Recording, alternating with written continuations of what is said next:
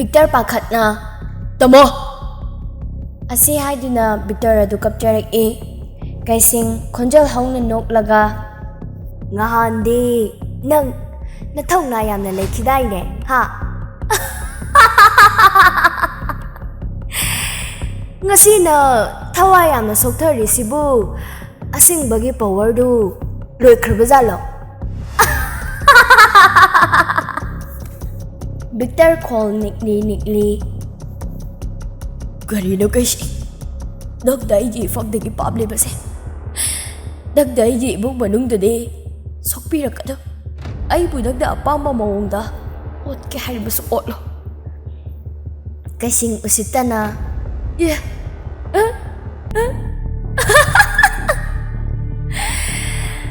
ngasi numidang wairam nahange mafam aduda nang nathanta lao aduga nangi thabake maruweba che chang pumnamak aingonda sino aduga nasana yana assistant aibu show gi promotion piramgadabane aduga nangna resign tawgadabane agreement su inagadabane madugi ayabadu ai nangondagi pame nangondagi pirabade aina wasakle nang amasung nangi marida ai ayet pa amot piroy Victor ningamdana hoy kaisi ai nangna haibudo loini yarage ai gi tamodo amukta thadok piro kaising karemdana noi tamo ngasi gi udrina aina nongmaido atiya thakta kaukhatpani aduga sida noi tamosu lakte apang aduga aina haikiba wado soiraba ai fatte haino ai thame asi haiduna phone adu thamke Victor pakhatna magi mayambada call tawjai tekta kaidana lei tabada Victor sor sangna hondoklaga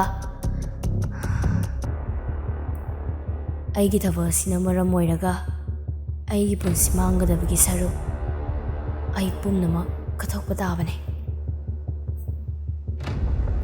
haina kibagi matung inna Victor mafam aduda lakle Victor call tawjai kaisingna yes Victor na ayore kaida lege tholo kaisingna goodbye asi haiduna kaising hoigi party do mathang karomdagino khangdabida mari thoklae kaising call kalap ngasidi duplicate oiramade nang larebakta set up tawkhrudawnge Victor nungaitana kaising aidi nangna sumna tawrakani haibasi ninglude adubu fare nangna bu pamlabade ai pumnama kathoklage kaising tomtide yenglaga oi asi loksula tomtina yes sir asi haiduna tomthi Victor gi manakta changshilake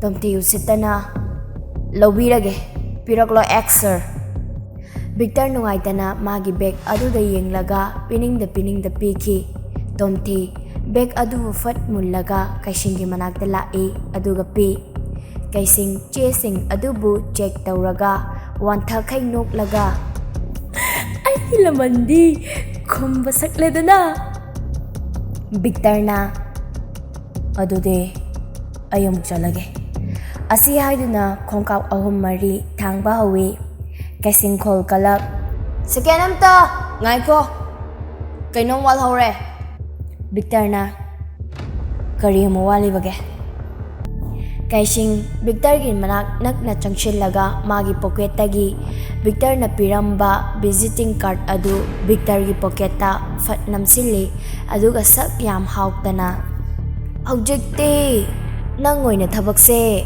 mai thirabanina marak ko ai Mr. Payai aduna nangi car se yenglaga no pangambre yengo asi haiduna kaising usittaba minok amanok laga magi garching aduga chatki somdana Victor thawayam nungaitana magi office ta aroiba oina amuktang changjare Victor Magi office room adubu yengjaraga mathamoy adu puba ngamdraduna kakjay. Victor magi table adubu nalaga hayengdagidi table nangi nathakta aigi file sujaba ngamlaroi ko. Chair sisu migi oikrani khallubada ai wadaba gamde. Victor tapli magi kadagi thokjarei aduga leiriba staff sing aduda ningsing na yengjaramlaga asum lapki. Thaja nungaitana laija kaino sarse mawng amai tawi kaidawrajana laijana khangdi kaidawrabano mi singsida munna yengi. Victor car manungdagi magi office pu yengjaraga aina thabak asibu oina hotnakibada aigi ipa migi mayumda thabak suba faw chatkibani. Aigi ibada thabak kada suki aduga hojikna babagi lamanse tonsillagadaba ko. Asi haiduna ningamdana yengjaramlaga mayumlomda thaurak Nimidangi pung 9 muk tare. Victor manglaga imungda changjarei aduga mayambana hinjang thongliba adugi manakta changshinduna famlaga tamo miyoibase yam phatteko. Malem ngakna Victor da yenglaga kaidawrage. Victor na tamo ngaside khoidagi thamoi kaiba numitni. Asi haiduna magi imungi mising adu loina kauthoe nungsithoina kidawragi ibungo tomba. Victor na ima ai ngasidagi thabuk chalaroi ai resign tawre ima. Mayam adu Victor gi wa adu tabada tingak yengnai. Malemna kaino na nangangi dubo. Victor chakna thokiba wari pomba tamjai aduga kapjarei. Malem nungaitana adugibu kem khalunoi nausidise. Dainana inaubu karigi lemna mangnege mangondagi amuk helalaga loiridana. Victor na adai teima thabakado fangnaba honabada aigi ima baba tamo pumnamak wajakibani. Madu pumnamak lemna mangi khalakpa mikupta wakalse nungaifang khangdi. Nungsithoi noklaga ichasidi kemta khalunuse bazardane imaga yerumla nganu machara ko yolaga loire. Victor macen thiraga matha sa ngamre noi manakta laidana asi haiduna chatke. Asumna humni khara haujinki marini khara haujinki hainakibagi matung inna Monica ga Victor gasu luhongba numitni. Victor, Malem, John, Jack mi khara ga punduna party tawri. Victor ngauri ngaside fazana thakre mit kamta pangamre. John na oine vai nasak to guli sabe maladana. Victor na era guli sabe malasu noi dedi taramoida.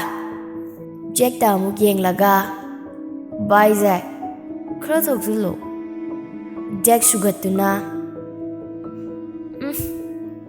ai glass amda hena tar yumdan mafarak tane. Victor na MCS officer ni kaina lemiro yaroi ngasidi ne khara ngaw kaidawrage. Jack momon noklaga nang adum ngawbiyo aidi ne nungairoi yum hankidoineba. Somdana daina sauna aina isa ngamdese ma khangineba aduga ba kemtaga care lobideba ma khangneba ngase.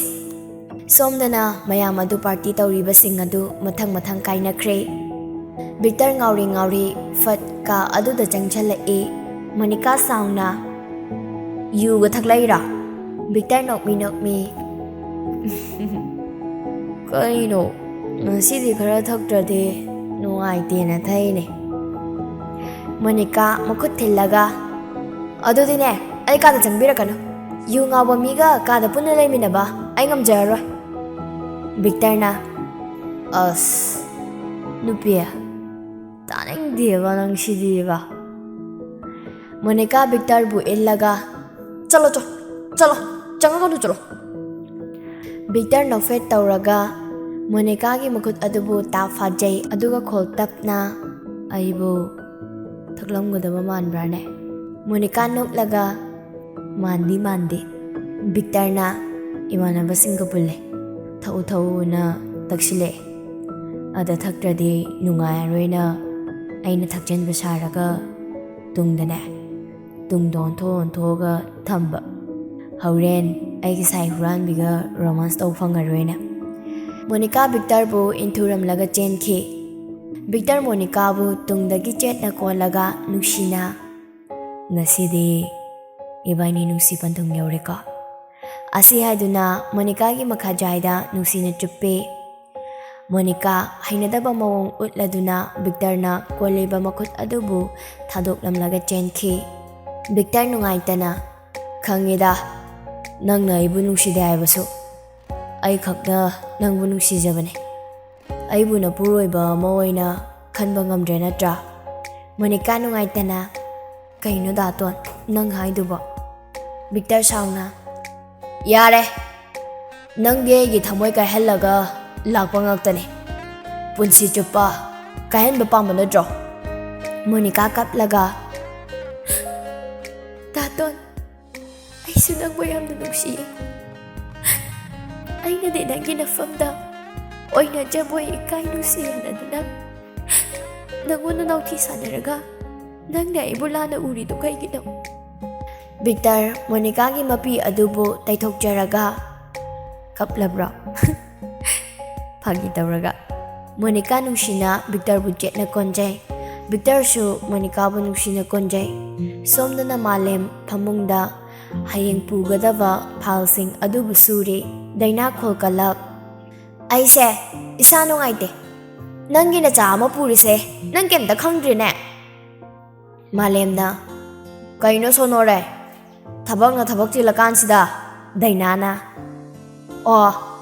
Ngasai kay yu thauraga hojik na gyan taraiba. Asi haiduna malemgi makokta kakshi hatle. Malem soikidana file ama delete tawkhi. Malem saungna. Hey! Daina! Sapon Daina! Angawe! Nang sapon noi badong na tumkay noi thalura. Ha? Nang ngasi tumnihe nang. Daina angang machagum na peraga. Kadagi thoklai aduga Victor gi roomda thausadana fat changsilai aduga kaplaga. Ina ngasi bani lekminarase. Monica Victor khonjel adu tabada khangladuna fat kolambadagi thadoknei. Monica sugal aga tapna inaw ga kori. Chahi na ina litara mahalamane. As kai kreda. Victor mathamoida as iday no ngahak oina jabase disturb yam tongdorida. Daina na tamalem da ibo thina gangbiri mayam da fatte ai ngase sida tomane. Victor wahai adu tabada peraduna Monica da yengjai. Monica Victor gi matau adu da noklaga usittaba michi ama thakkhachili. Victor saurangna na mafam adudagi fathoklai aduga malemda kholkalap. Kaino tawo mi luhongbage hingsida disturb yam ohelida. Malem noklaga. Ai de khangde he amado angang dongno tawi khangladine nasana khangna thongdo satlon se law yadro. Victor malemgi makut adubu chinglaga. Law tabo Noi nu pise amta lo thola yam tuna natta de ai sawrakani. Malem noklaga. Oto na tugat jagre masi ngang si diva. Asi haidina Victor ga kada laki. Victor kholkalap. Natai le ko kumuya nung sibe. Malem kholkalap. Nang senanaba hayengdadi mi thamani. Nang ko sum funingae. Asi haiduna mukhutubu chinglaga chatki. Monica noklaga. Yam nokninge haiba. Iche gai tegase. Victor na nokning ni. Khoidau sagat pane. Ai go. Monica na. As saban krapone. Yare. Pamu ba. Taurase. Victor na. Galai ni. Wari sana kidaw ni. Thainagi kothok tana sana kidaw wale. Asumna numit kharani di haukre. Monica hinchang semna Dainaga wari sanari Daina noklaga. Yengo aina di kari tawrabrana pakhatna magi kada chanchile. Aduga madi nanga saunabagi saudana mingsel thugari bazatni dana. Hero sari kandadi anaba khangdaba. Aduga hero saba loira kandane anaba pharoktan hospital yawriba. Monica noklaga. Is adumaina ga tawbro hai se che. Dainana. Aduda na te bima. Yam taw khra satni. Ai dine mayam thengnakre. Malem khol kalab. Wari nungai ba malida. Kari hinjang bu thongdoino. Monica na. Ite kangsoy amaga nga tawa amaga. Daina noklaga. Tu. Inaw. Noigi magnetic le. Victor na. Kari bay ma. Aibu magnetic kaina. Adude kitang emandro. Daina noklaga. Napu natro. Aduge haibani kaino. Malem na. Aduda khangde. Aige change hinjang hawalo. Victor Monica da michi khapchilaga changkhi. Daina noklaga. Naurikan ki romance to. Monica na khangde dai che. Ado handakti koi bachalase. Phangakadauri be chagisu harau janaba. Daina na hoine chathoga loire koire chataba. Ada akhoi amase ma yaudade thabak amta chathoki yadene. Monica na aisu yarak oye. Ada adugi mafamdo anawba sagatpane. Minasu yamna fajai hai. Chatti yamna chatningi. Daina khuka pikap laga. Moina thabak chakrikanda lona chatlusi kuidabi. Monica na adai che chingdi kitang kadawni. Ichebu kaba ngamgadro. Daina na kaigi ngamoidoino. Pregnant oirasune pukte yam zawdida. Aisa tup lauri kaino. Kemta khalo nai now. Monica noklaga. Iche si maba. Haina kibagi matung inna Daina amasung Monica Victor ga Malem ga thabak chatkringaida koiba chatnaba sem sari. Nungsi thoina. Hey, mawani ngana de hello ko. Horen thenga dine. Aigi nupi leiram drena ne.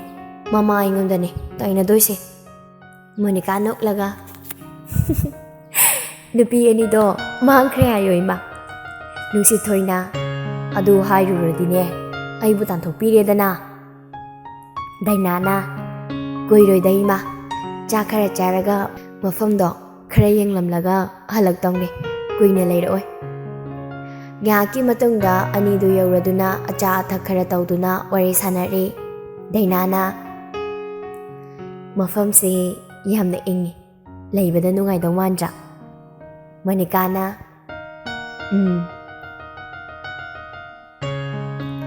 Yumanauba ma kok saduk laga loiredana swaida. Daina pakhatna aima Damalem na phone tawri khamai tawduino sibo.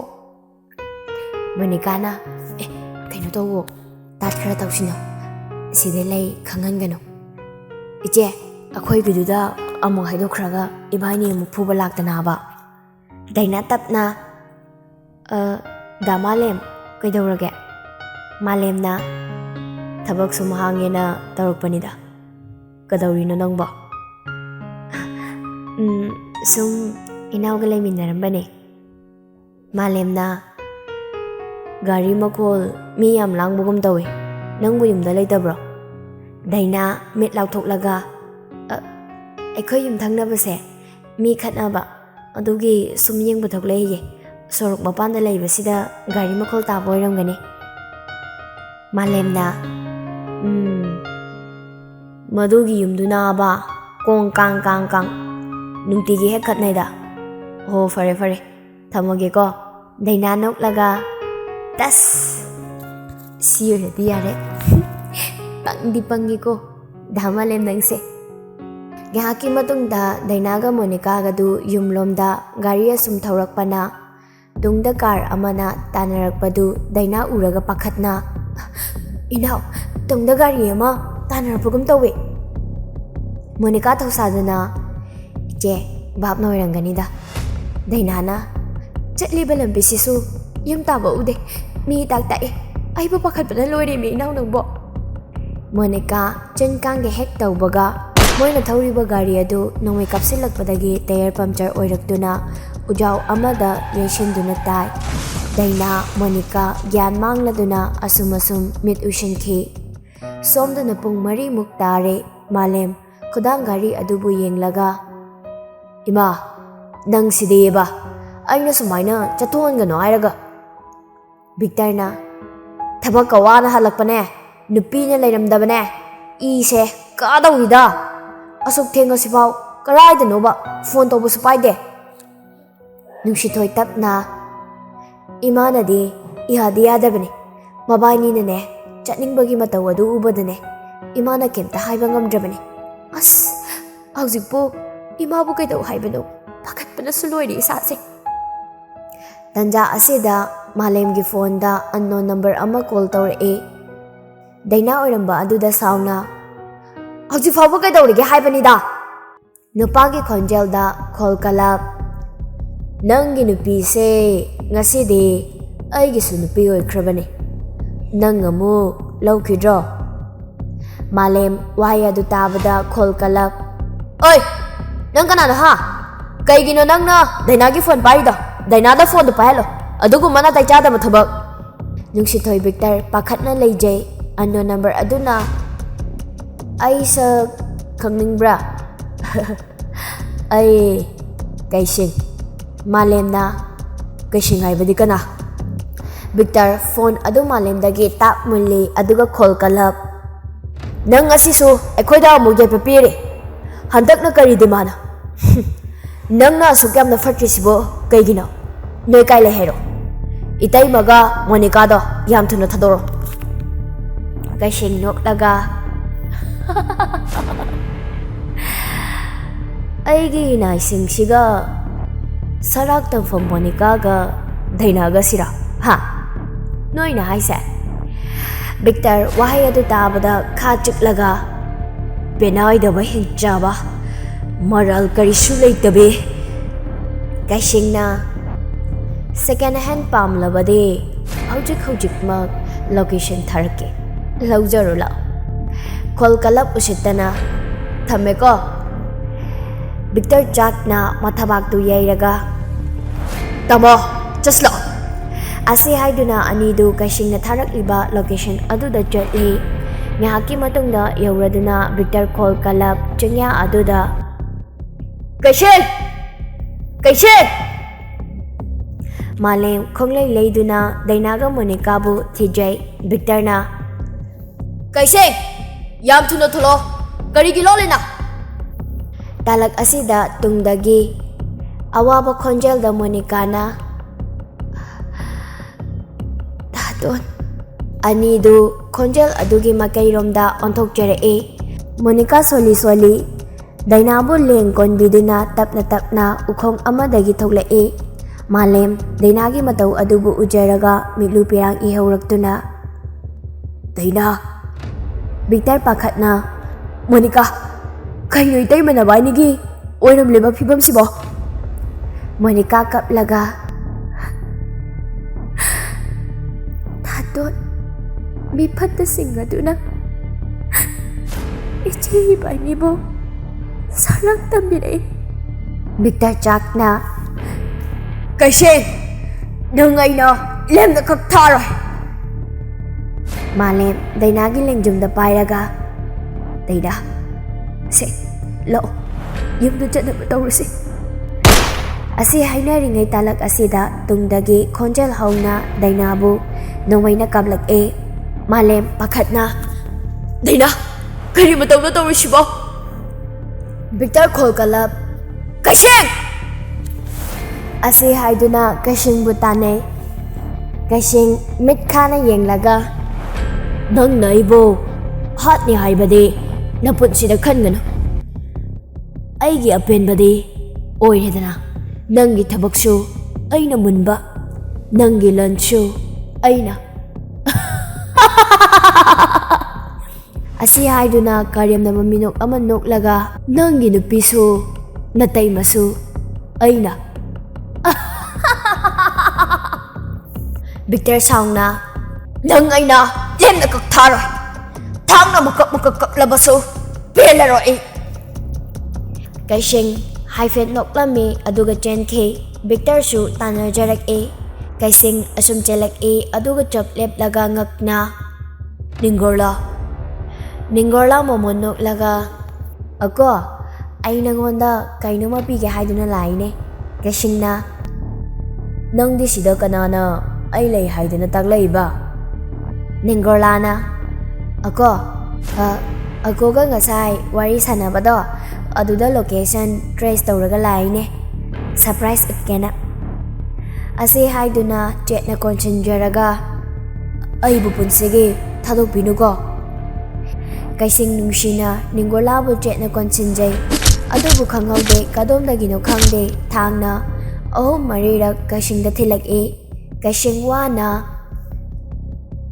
Ningorla, nang naibo. Ningorla kaplaga. Aina di nangbo thamoy singna nungsikibani. Ako aduga nang naibo nangi miyoy na sijenarambase.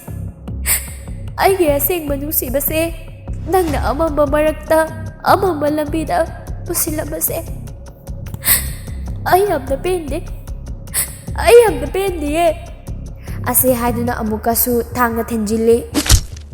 Kaisheng laimaida haithake. Ningorla pakhatna kaplaga. Ako se agolo I am the lankre. Kaisheng latli ikheng laktagi makhut adubu sogat lakanda Ningorla gi mamaida nungsina nanbiraga.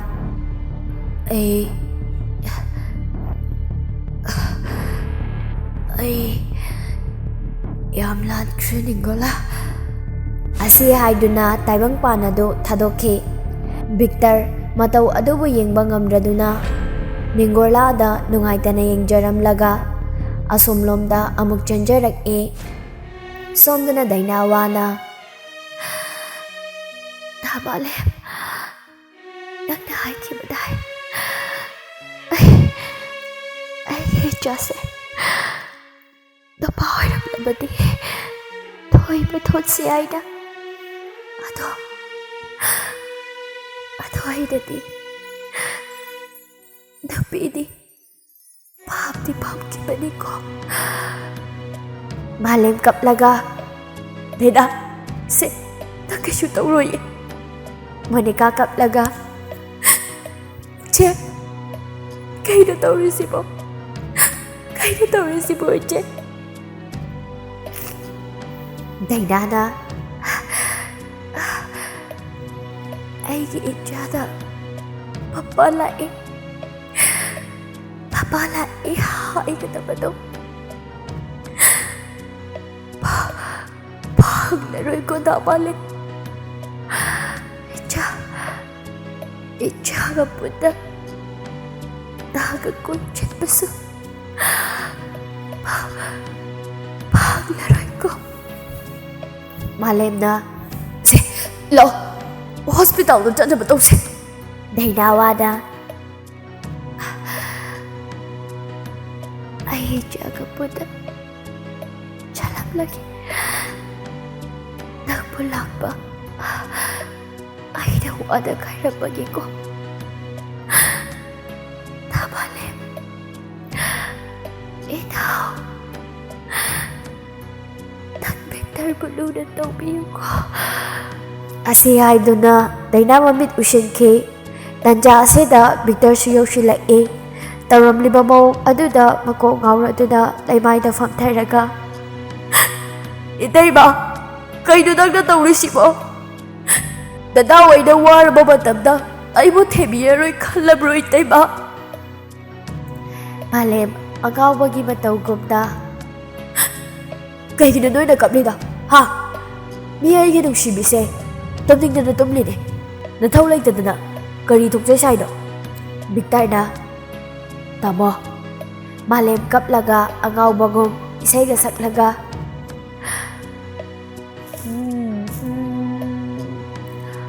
Tumo. Tumo.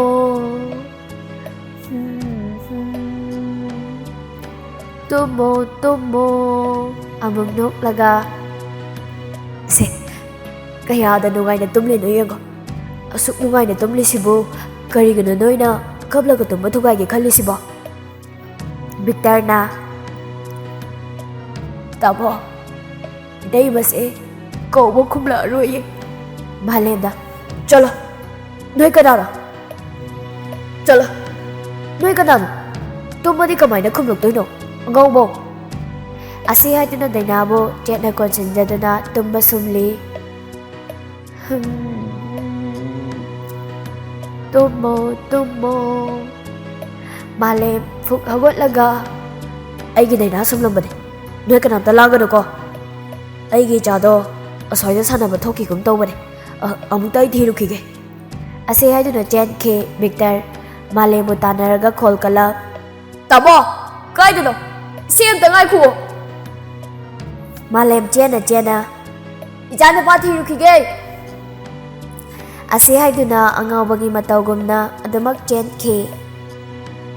Asum na wariya si Roshan Jare. So kibalan kibayawasu mayam na ngakpiyo. Aduga wari si Madam Chana hapagtihay doon na su mayam na saubi ba tawigano. Wariya si tanga sida Roshan Jare.